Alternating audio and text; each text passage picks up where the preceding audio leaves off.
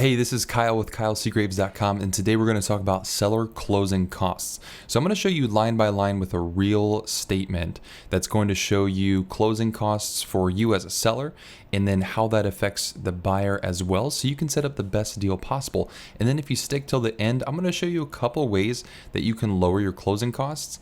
That way you can have more money in your pocket so you can go spend it on whatever else you want. Okay, so let's go ahead and dive in on the screen here. We're going to get into the ALTA statement.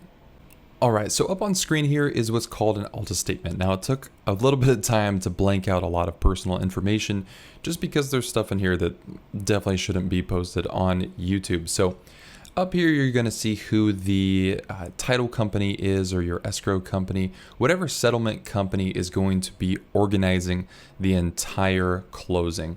Okay, so you're represented by your agent, your buyer has their agent and their lender, and then you have some sort of settlement company. Sometimes this is an escrow company or a title company that's going to manage both parties and bring them all together with one sheet that documents everything that's going on in the transaction. And they're going to be in charge of dispersing funds and making sure that closing happens the way it should. And they're going to give you a statement that's called an ALTA statement. So we can see up here, ALTA settlement statement. And this is what the buyer and the seller get. It shows everybody on one page what's happening, so everyone is very clear about what's going on. So you're going to receive this before your closing. Most likely this is going to be a few days before your closing. That way you can see what these numbers look like finalized. But while you're under contract, your realtor should be able to give you a net sheet with an estimate of closing costs and what you will be netting from the sale of your house. And netting something from the sale of your house just means how much of a check are you going to get when you sell your house, because that's really what matters. You want that check to be as big as possible. So let's walk through these fees that you might expect and then some ways that you can take them down if you want to. So this is the first page of the ALTA here. Up here I just blanked out just some information about the file number, who the settlement company is, the address, who's buying the home, who's selling the home, who's the lender, and when the closing is happening. Now, the way that the ALTA is laid out is it can be a little confusing at first, but we can see here on the left, this is the seller side column, and on the right is the buyer side column. In the middle, there's a description, so telling us what fees are charged. And then it's listed as a debits and credits on both sides. So a good way to think about debits and credits if you don't have a financial background is think of debits like the money going out and credits like the money coming in. Okay, so anytime you have a debit, it's money going out, money that you have to spend. Credit is money that's coming into you. Okay, so we can see here that the seller is receiving $115,000 as the purchase price of the property. So the buyer and seller both agreed $115,000 was the fair price for a house. Okay, so what's happening is the buyer is giving $115,000 to the seller. So the buyer had a debit for $115,000 and gave that as a credit to the seller for $115,000. Okay, we're going to ignore most of the buyer's fees and debits and credits here, but it's nice to be able to see kind of the exchange between the buyer and the seller and what's happening when those costs go back and forth. So right now, as the seller, we have a credit for $115,000. Awesome. Now the seller in this deal chose to give the buyer about $3,000 to pay down their closing costs. So we can see here it was a debit, it was a cost to the seller, but it was a credit to the buyer. So that money changed from here over to here. So right now, as a seller, we got $115,000. Now we have to subtract $3,000 from that. Okay. Then we also have county taxes. So you're probably going to be paying taxes as a seller. $322 here. All right. And then the seller also gave the buyer $300 as a title credit. Now this is something that's specific for Ohio. Not all of your contracts are going to be like this, but in your contract, it's going to lay out who's paying for title, who's paying for various fees. And in Ohio, the seller sometimes will give up to $300 towards a title credit. So that was a debit that they gave over here. Now, something interesting about taxes is this is tax proration. So basically what's happening here is since taxes in Ohio are due semi-annually, the seller is paying their portion of the taxes from the time that they lived in the property, because the buyer hasn't lived in there a full 6 months. So they're kind of splitting the tax bill at closing. Okay, so this is a cost to the seller, this is a cost of the seller, this is the cost of the seller. All right, we'll continue going down here. Not much going on with the seller. Okay, so we can see here that this title company charged the seller for a courier fee for about $25 and a deed preparation fee for about $95. And this is pretty common to see a couple title charges for you as the seller to arrange everything on your closing, along with a settlement fee of $150. And this is going to vary depending on which title company you're going to use. Okay, now we get down to the commissions. So it's very traditional for the seller to pay the realtor commissions. And normally this is about 6% of the total purchase price. Okay, so then what happens is 3% goes to the seller's realtor, 3% goes to the buyer's realtor. This is a very common practice. Very rarely does the buyer actually pay realtor commissions, but we can see $3,450 here. If we took our purchase price, there we go, $115, and we multiplied it times 3%, we can see how we arrived to the $3,450. So the buyer's agent got $3,450 and the seller's agent got $3,450. Okay, the seller is also paying for transfer taxes. Now this is going to vary state by state. In Ohio, the seller is going to pay the transfer taxes. In a state like Tennessee, the buyer pays the transfer taxes. Your state might have split where the buyer pays some and the seller pays some. It really just depends on how it's set up for you in your state, and that's something you can look up. But expect to pay some transfer taxes as well. This is going to be the biggest cost to you as a seller, is if you have a mortgage, this is where it's going to be paid off.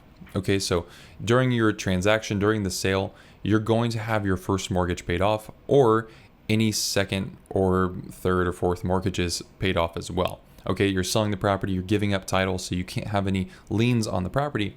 So this is where all of your payoffs are going to be listed. So most of the time, this is a first mortgage. Sometimes people have a second mortgage or a home equity line that's also being paid off. But you can see this is where the bulk of a lot of that cost is going. Because if we start from the top, think we started with 115. Now we have to subtract 3,000, subtract 300, subtract 300. We're subtracting, another maybe 250 here, subtracting another 7,000, subtracting 230, subtracting $67,000. And then what happens at the very bottom is what's listed as your total debits and your total credits. So remember, this is the money that came in, and this is the money that went out. This is the money that we have to pay. So if we take these two numbers and we take 115 minus 77,720, that gives you 37,279.25. And we can see here, due to seller is $37,279. So from this deal, this seller at closing received a check for $37,000 and everything was taken care of. Okay, so you don't have to worry about out-of-pocket expenses or anything like that. But this is pretty common for what you would expect as a seller. It's going to be pretty minimal, but you're going to have some of those bigger costs. Some of the bigger costs are going to be realtor commissions along with your payoff. So now let's talk about some ways that you can lower what you're paying as a seller. So when you're talking with your realtor about listing and how you want to list it and what kind of offers you want to accept, you want to talk a little bit about strategy and how urgently you want to move out of your house. Because the way or the costs that you have when you're selling your home are going to depend a lot on how eager you are to sell your house. If you're really ready to get out of your house, you might be willing to accept less as a purchase price, so less as a credit, less money coming in, and you might be willing to pay a little bit more in cost to the buyer to get that deal to go as quickly as possible. So one way that you could lower your closing costs, a big way right here is this seller paid closing costs. So what happened is this buyer over here wrote an offer on the purchase and they said, hey, we want to purchase this home. We want to purchase it for $115, but we need some money to pay down our closing costs. And specifically, we need about $3,000. So in the offer they put in, we would like to have $3,000 from you to pay down our closing costs. And you can see where the seller paid $3,000 here. Now, the problem is not with the seller paying those closing costs, But if this seller didn't pay this $3,000, that's an extra $3,000 that they would have in their pocket.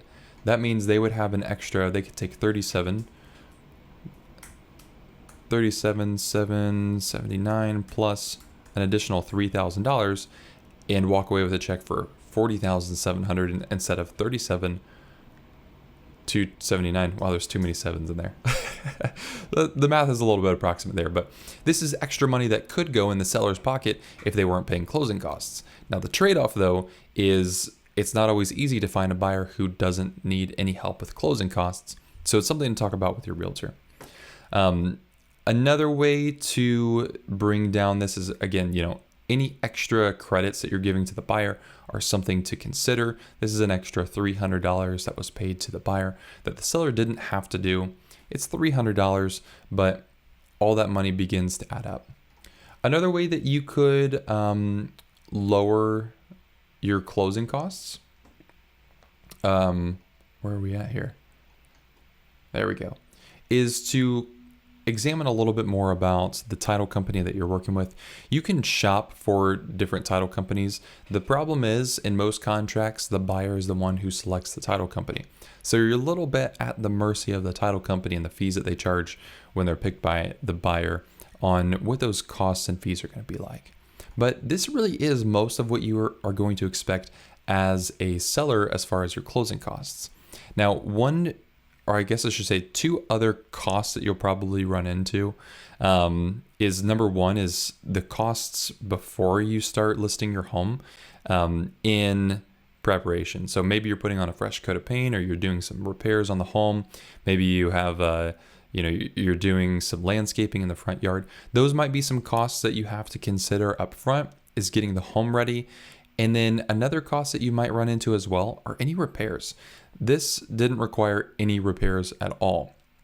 But what might happen is you get under contract, your buyer does some home inspections, and then they're asking for some repairs to be done on the property, and that's going to be an extra cost as well. And sometimes it's listed over here on the Alta statement where you can have invoices. Maybe you say you needed some electrical work done. The buyer wanted you to pay for the electrical work. And an electrician billed you an invoice, and you put the invoice on here to pay it out of your proceeds. That's one option. That's something that's very common. So be aware of some of those costs. And what you'll want to do is ask your realtor to, number one, give you a net sheet up front. Okay, when you're looking at listing the home, ask them to give you a net sheet. You want them to give you a line by line of, this is how much we expect. This is what we expect for all of the costs put together. And then as things start happening in your deal, so repairs need to get done, or you start encountering expenses, ask them to give you an updated net sheet or an updated balance of what's going on, so you can see what your final number at closing is going to be and the total costs that were required of you to sell the property. Okay, well, thanks so much for watching this video. I hope this added some clarity on some of the closing costs for you as a seller. If you have any questions or topics you'd like to see in another video, let me know in the comments. As always, if you like this video, please leave a like and subscribe to this channel if you'd like to see more. And thanks so much for watching.